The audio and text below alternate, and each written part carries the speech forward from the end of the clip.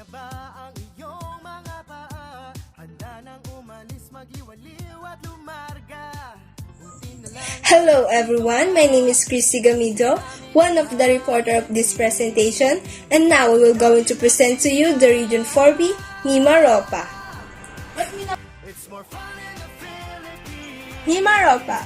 Mimaropa is an administrative region of the Philippines. It is one of the two regions of the Philippines having no land border with another region, Eastern Visayas being the other. One of the producers of the country's top export product like rice, banana, coconut, cashew, and papaya. It is located at the heart of the archipelago and is dubbed as the treasures trove of southern Luzon. The name is an acronym combining the name of each province, which are Occidental Mindoro, Oriental Mindoro, Marinduque, Romblon, and Palawan. Region 4B Mimaropa is awarded as the one of the top 5 rice-producing region in the country of 2012. The award was given by the Department of Agriculture in recognition to the region's outstanding performance in line with the rice production that contribute to the attainment of food sufficiency program of the Aquino government. Oriental Mindoro. Mindoro Island was originally known to the Asian as Mai. It was formerly called Maid and known to the Chinese traders before the coming of the Spanish. It's a province of the Philippines located in the Mimaropa region in Luzon, home of the indigenous Mangyans. Its capital is Mamburao and occupies the western half of the island of Mindoro. Marine Wonderland of Luzon. Municipalities: Abra de Ilog, Paluan, Calintaan, Rizal, Laoc, Sablayan, Lubang, San Jose, Magsaysay, Santa Cruz, Mamburao. Occidental Mindoro. Location: North Batangas, South Mindoro Strait, West-West Philippine Sea, East Oriental Mindoro. Climate: wet period, August and September, dry period, March and April. Language and dialects: Tagalog is spoken by 69.78% of the people, Ilocano 10.63%, Hiligaynon 6.47%. The working population can read and speak in Filipino and English. Arawatan Festival is a native term among the Mangyan that connotes unity, cooperation, and helping each other. It's celebrated every 11th day of November. The usual celebration highlights exhibition of its province, our natural attraction, agricultural, coastal and marine products, street dancing, sports competition, and parades of beauties. Apo Reef, one of the best tourist spots in Oriental Mindoro, one drive site in the Philippines, the second largest contiguous reef system in the world, next the Great Barrier Reef in Australia. It is a 34-kilometer reef system divided into the North and South Lagoon system by a narrow channel, and also you can witness jellyfish, turtles, white-tip and black-tip reef, sharks, and manial rails when you're driving in Apo Reef. Located in Sabal, Oriental Mindoro. Oriental Mindoro. In 1950, the island was divided into two separate and autonomous provinces through Republic Act No.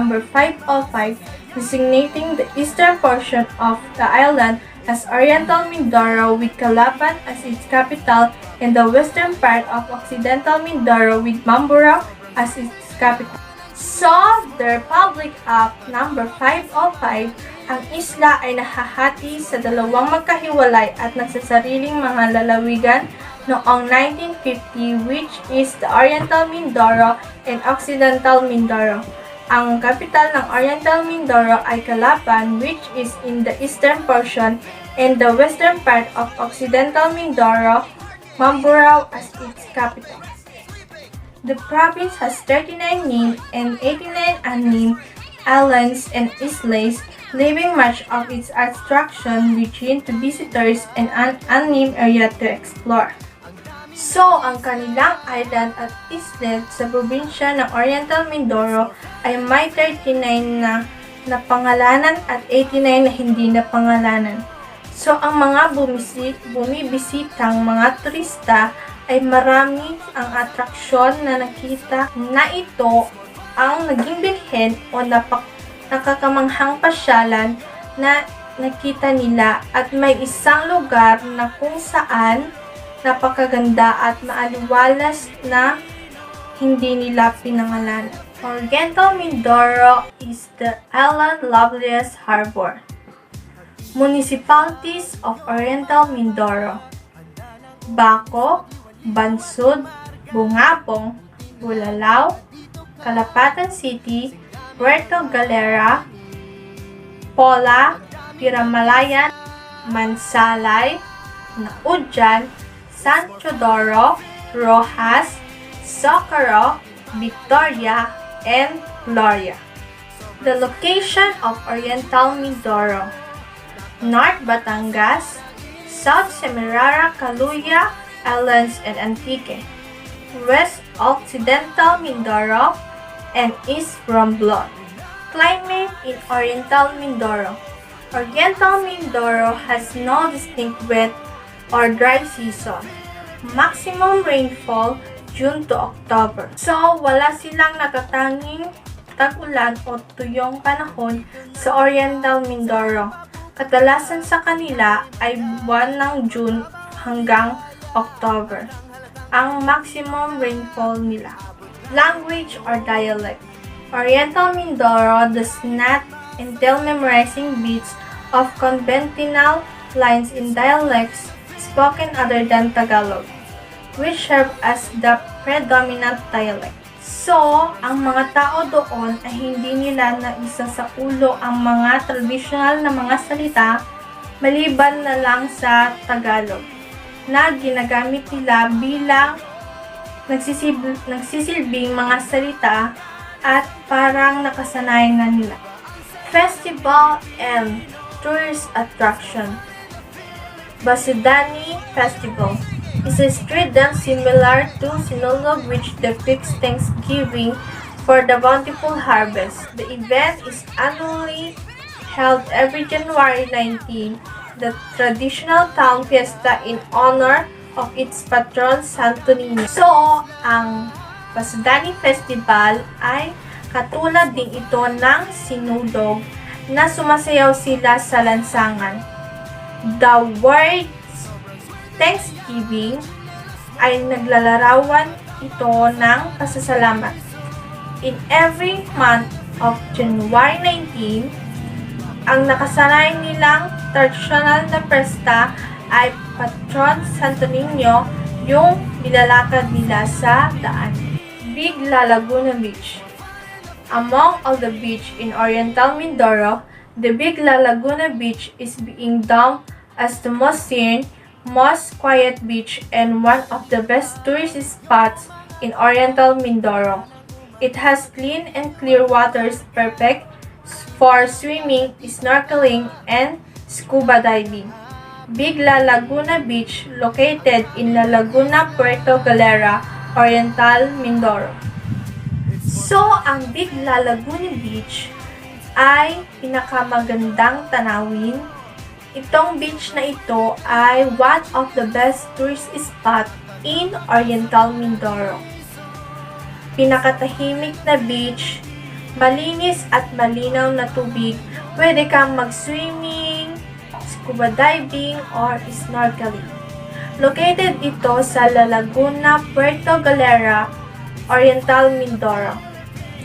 Based on my search, ang Big Laguna pala ay kinuha nila yung La Laguna, Puerto Galera, Oriental Mindoro, and then yung Big ay pinakamalaki na beach sa Oriental Mindoro na pinangalanang Big Laguna Beach.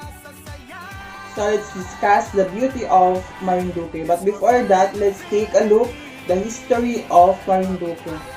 The island of is known is to have been first people by the Malays and Mangyans. They were believed to be governed by the Bonbon settlement in Batangas, which was founded by the Bornean Datos Dumagsil, and Balcasusa. The province is a heart-shaped island, as the shape of the provincial island is similar to that of a human heart. Its location on the arrangement of the archipelago is also similar to the anatomy of where the heart is in the human body. Marinduque is considered as the Lenten Mecca of the southern Tagalog because of the Moriones Festival.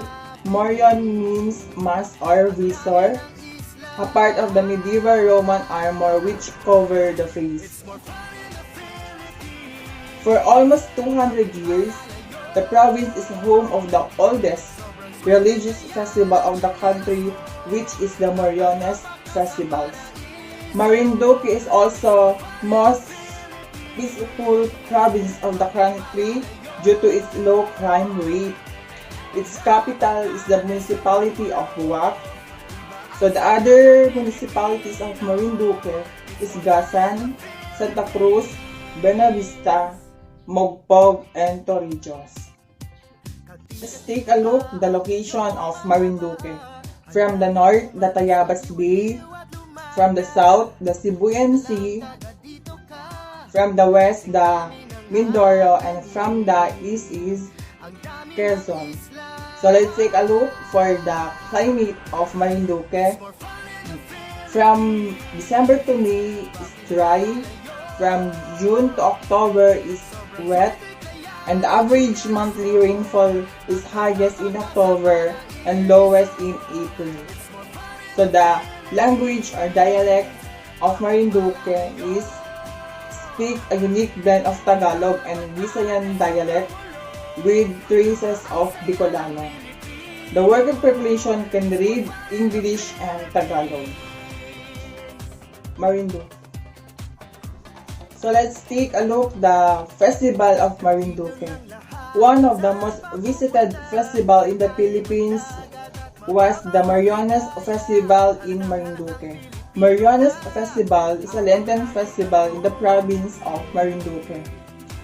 So one of the highlights of the festival is the Via Crucis, held every Good Friday with a very dramatic reenactment of the Passion of the Christ along the streets of Marinduque. So one of the most visited tourist attraction in Marinduque is the Tres Reyes Island, were located in Gasan, Marinduque.